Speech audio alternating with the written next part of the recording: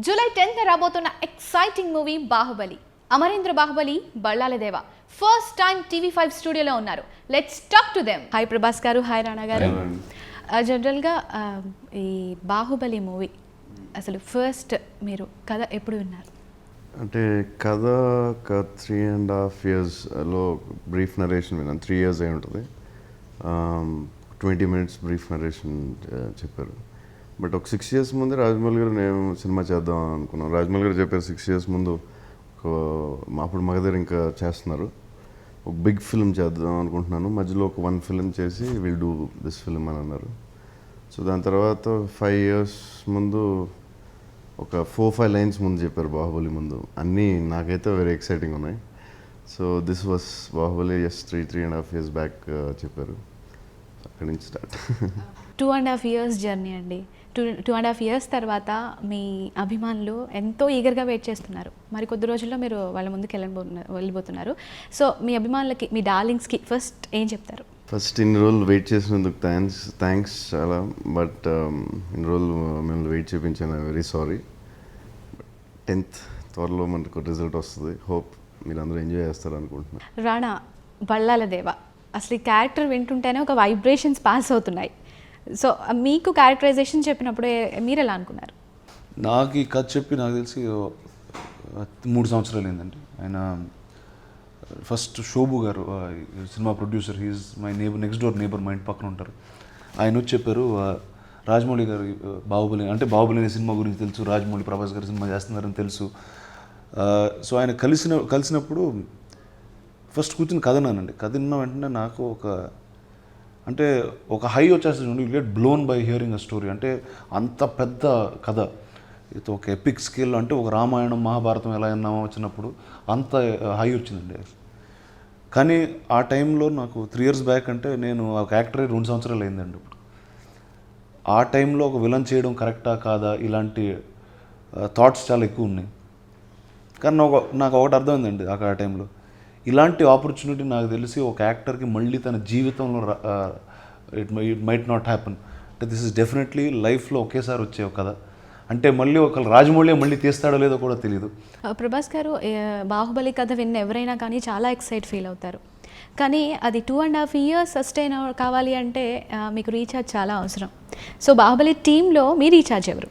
మా recharge cinema shooting sets, ఆ రోజు సీన్ ఎందుకంటే ఇలాంటి cinema once in life time opportunity అండి. ఫర్ ఎగ్జాంపుల్ మేము ఒక 10 days ఒక రోజు షూట్ చేసి విజువల్స్ ఎలా వస్తాయి కొన్ని చూపించి సెట్స్ చూసి సీన్ కంటెంట్ మాట్లాడిన తర్వాత అదొక ఎక్సైట్మెంట్. ఒక 10 days 20 days 40 days తర్వాత కొంచెం సరే ఓకే బాగుంది సరే ఓకే. బట్ ఆఫ్టర్ ఒక 100 days 150 days బోర్ కొడుతుంది.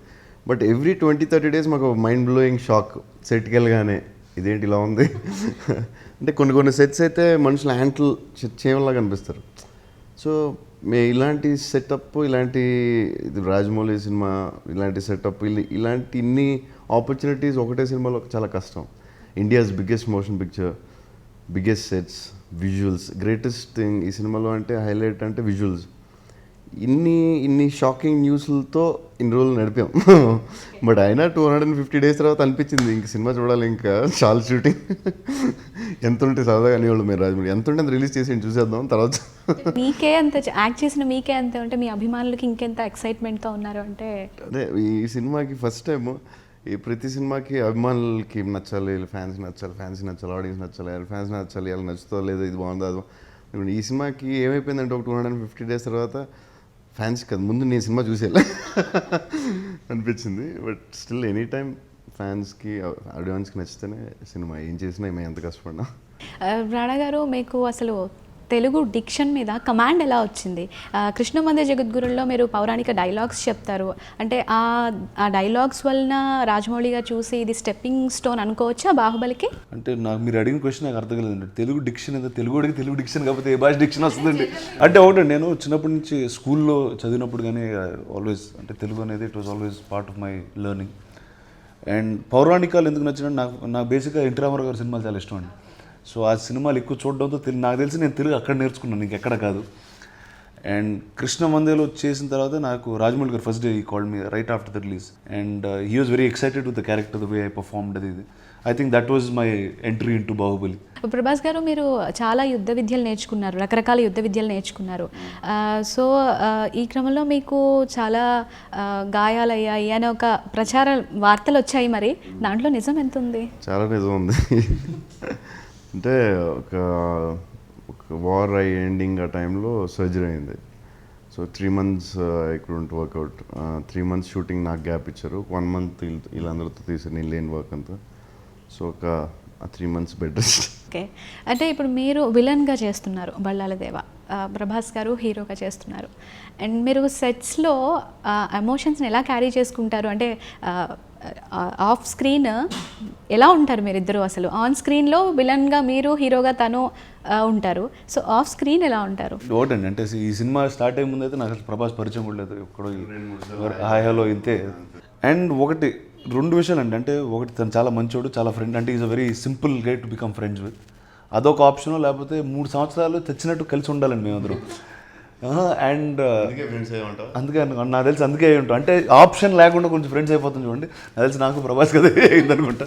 అంటే మామూలుగా చాలా క్లీషేగా ఉంటుందండి, అంటే ఇది ఒక ఫ్యామిలీ లాగా ఉన్నాం, మేము ఫ్రెండ్స్ లాగా ఉన్నామని. బట్ దీంట్లో నాకు తెలిసి నిజంగా ప్రతి సినిమాలో if you take back friends on each film set, this film you take back a family అండి. And that's ultimately what happened. Okay, Rajamouli గారు ప్రతి సీన్ చేసి చూపిస్తారంట, నిజమేనా? అంటే వాటండి, ఇప్పుడు మన బాహుబలి సినిమా మనం చూస్తున్నాం కానీ 6 years బ్యాక్ ప్రభాస్ కథ చెప్పినప్పుడు ఆయన సినిమా తీసారండి ఆయన మైండ్లో. We just are pawns to get kind of make that film come together. Especially every scene ఆయన ఆల్మోస్ట్ ఫీల్ అయ్యి చెప్తారు. బట్ యాక్షన్ అయితే ఆయన ప్రతి ఎవరికి చూపించినా సరే ఆయన చేసేస్తారు ముందు. సో ఇప్పుడు ఏమైనా సినిమాలో, వేరే సినిమాలో యాక్షన్ అంటే నేను యాక్షన్ బాగా చేస్తానని మనం ఫైట్ మాస్టర్ అందరూ అంటారు. సో ఇప్పుడు ప్రాబ్లం అంటే నేను ఇది కొంచెం ఇది ఏది చెప్తా ఉంటే ఫైట్ మాస్టర్ కూడా కొంచెం వింటారు. ఇప్పుడు రాజమౌళి చేసేస్తే మనం ఏం చేస్తాం? చచ్చినట్టు ఏ షాట్ అనే చేయాలి. అదే ప్రాబ్లం రాజమౌళితో. ఓకే, మీరు ఫైట్ మాస్టర్ అన్నారు, పీటర్ హెయిన్స్. దీనికి టెక్నికల్ వాల్యూస్ ఎక్కువ ఉన్న మూవీ ఇది. And so technicians back bone లాంటి వాళ్ళు, ఒక కీరవాణి గారు కానివ్వండి, సాబు సరిల్ గారు కానివ్వండి, వెంకట్ గారు కానివ్వండి, సెంధిల్ కానివ్వండి, వీళ్ళందరూ వండర్ఫుల్ టెక్నీషియన్స్. ఒక్క మాటలో చెప్పాలంటే వీళ్ళందరి గురించి ఏం చెప్తారు? ఇంకా ఒక్కొక్కళ్ళ గురించి అంటే ఈ సినిమా రాజమౌళికి వితౌట్ సెంధిల్ ఆయన చాలా సినిమాలు చేయలేదు. అందుకే మోస్ట్ ఇంపార్టెంట్ ఆయన ప్రెస్టీజియస్ ప్రాజెక్ట్లో సెంధిల్ కావాలనుకున్నారు.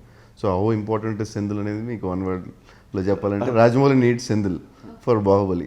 అంటే దాని సెంధిల్ వాల్యూ అంటే ఒక వర్డ్ అర్థమవుతుంది. ఇప్పుడు ఎడిటింగ్ చాలా ఇంపార్టెంట్. కోటగిరి వెంకట్ గారు, ఆయన గురించి చెప్పాలంటే ఏం చెప్తారు? నేను ఈ మధ్యన 2-3 years నేను తెలుసుకుంది ఏంటంటే సినిమాలో 3 మోస్ట్ ఇంపార్టెంట్ థింగ్: కథ, మనం చేసే షూటింగ్ అండ్ ఎడిటింగ్. ఈ 3లో ఏది తప్పు జరిగినా ప్రాబ్లమే. సో సినిమా కథ ఎక్స్ట్రాడనరీగా ఉండి సినిమా తీయకపోతే ప్రాబ్లం. 2 ఎక్స్ట్రాడనరీగా తీసి ఎడిటింగ్ సరిగ్గా చేయకపోతే దాన్ని కరెక్ట్ ఆడియన్స్ తీసుకెళ్ళిపోతే అదో problem. So the most important, ఎంత సినిమా తీసినా ఆయన చేతిలో ఉంది ఎడిటింగ్.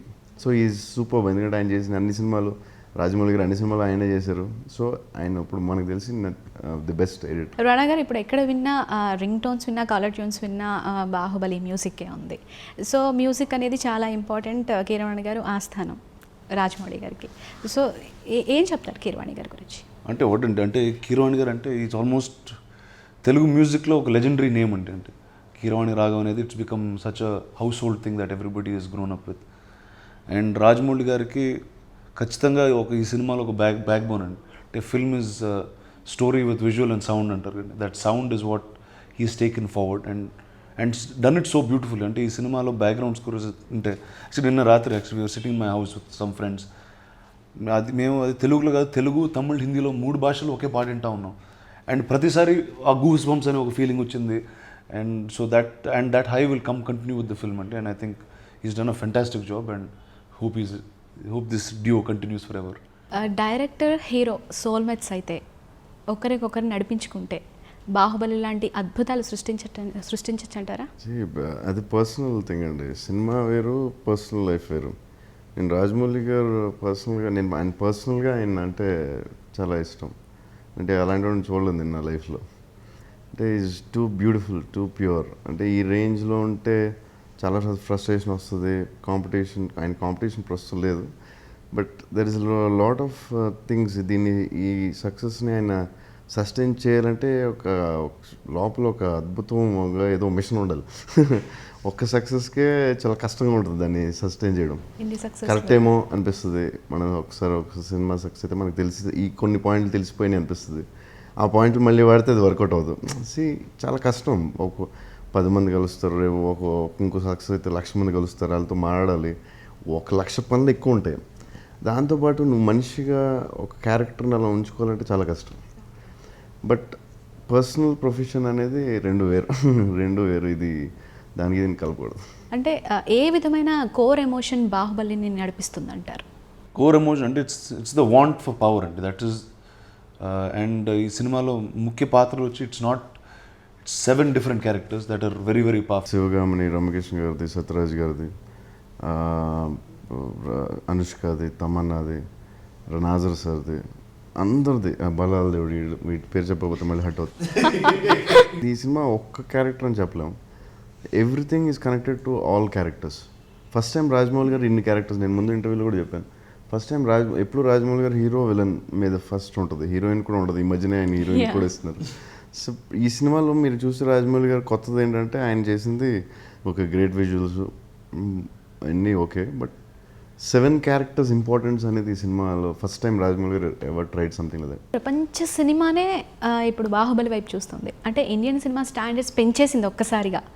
సో ఏమంటారు అసలు? అంటే ఇంతవరకు మనము హాలీవుడ్ మూవీస్, బాలీవుడ్ మూవీస్ ఇంత భారీ బడ్జెట్, సో శోభి యార్లగడ్డ గారు అలానే ప్రసాద్ దేవినేని గారు ఇంత ఇన్వెస్ట్ చేయడానికి ఫస్ట్ ఆయన అంటే ఏం చూసారు ఫస్ట్? ఖచ్చితంగా అంటే ఇలాంటిది అంటే ఫియర్ అనేది many times many people will back out అంటే సంథింగ్ లైక్ దిస్. అండ్ ఇప్పుడు శోభు గారు, చిన్న గారు అంటే మీరు ఇందాక అంతర్జాతీయ స్థాయిలో ఇంటర్నేషనల్ స్టాండర్డ్స్లో తెలుగు సినిమా వెళ్తుంది అనేది, he believed it from the first day. He believed in the director, he believed in all his actors, he believed in every technician. The producers గురించి ఇంకా చాలా చెప్పాలండి, చాలా చెప్పాలి. రాజమౌళి గారితో సినిమా చేయాలంటే ఏ ప్రొడ్యూసర్ని వస్తారు, బట్ ఈ ప్రొడ్యూసర్స్ ఫస్ట్ అసలు ఈ సినిమా పార్ట్ 1 పార్ట్ 2 ఫస్ట్ ఈ సినిమా చేసినప్పుడు కథ అన్నీ అయినప్పుడు, ఇది నీకు కూడా తెలుసు కదా, కథ అంతా అయినప్పుడు బడ్జెట్ అన్ఎక్స్పెక్టెడ్గా ఏదో అయిపోయింది. సో రాజమౌళి గారు ప్రొడ్యూసర్ గారికి చాయిస్ ఇచ్చారు, సార్ చూడండి మీ బడ్జెట్ ఇది ఎక్కువ అవుతుంది, నేను ఇంకో సినిమా కూడా తీయగలను ఒక 50% తక్కువలో, ఇంకో బాక్సింగ్ కథ ఉంది అది కూడా చేయగలను, బట్ ఈ సినిమా ఇలా అయితే ఇలాగే తీయగలను, తక్కువలో తీయలేమంటే నేను ఆ సినిమా చేయగలను, నాకు ప్రాబ్లం లేదు, ఇది బడ్జెట్ ఎక్కువైపోతుంది అంటే లేదు మాకు ఈ సినిమా కావాలి, మేము ఇదే చేస్తాం, దీనికి రిస్క్ ఉన్నా సరే మేము చేస్తాం. Because even if the producers లేకపోతే శోభు గారు ఎస్పెషల్లీ మా సెట్లో ఉండి, శోభు గారు, ప్రసాద్ గారు, బట్ శోభు గారు ఎస్పెషల్లీ ఉండి ఆయన వీళ్ళిద్దరూ లేకపోతే ఈ సినిమా జరగదు, బాహుబలి అనేది లేదు. ఓకే, అంటే విజువల్ ఎఫెక్ట్స్ అంటే ఉన్నవి లేనట్లుగా ఊహించుకొని, లేనివి ఉన్నట్లుగా ఊహించుకొని మీరు క్యారెక్టర్లో ఇన్వాల్వ్ అయ్యి చేయాల్సి వస్తుంది. What is the experience? అది ఆర్టిస్ట్కి కొంతవరకు పర్లేదు, అంటే మేనేజ్ చేయొచ్చు, ఇలాగ ఏదో ఉంటుందని చెప్పినా చేయొచ్చు, కానీ అంటే but for the director and technicians it's very hard. ఎందుకంటే ఫ్రేమ్ ఎంత ఉండాలి, వెనకాల ఏం జరుగుతుంది, దాని రియాక్షన్ ఏంటి, అవన్నీ ఎస్పెషల్లీ ఇది డైరెక్టర్కి టెక్నీషియన్స్కి చాలా కష్టం, ఎస్పెషల్లీ కెమెరామెన్ వీళ్ళకి.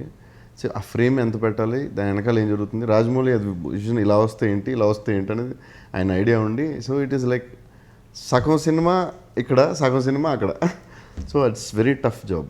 ఓకే, అంటే ఇప్పుడు కరణ్ జోహార్ గారు మీకు క్లోజ్ ఫ్రెండ్ అని విన్నాము. సో అసలు రాజమౌళి గారు కరణ్ జోహార్ గారి కొలాబరేషన్ ఎలా అసలు? అంటే నేను అంటే అంటే కొంచెం హిందీలో కొన్ని సినిమాలు చేశాను, and I have known him for long time. అంటే ఏ జవానీలో I did 1 cameo for Dharma and all that. And ఈ సినిమా మాట్లాడుకుంటున్నప్పుడు అంటే వి న్యూ వీఆర్ మేకింగ్, ఇందాక అన్నాను కదా, we knew we're making a world class product, but you need the right person to get it there. ఒక రోలెక్స్ వాచ్ చేస్తే you need the right marketing person to put it in front of you. So అంటే కరణ్ కన్నా we didn't have a better name, that's the first name.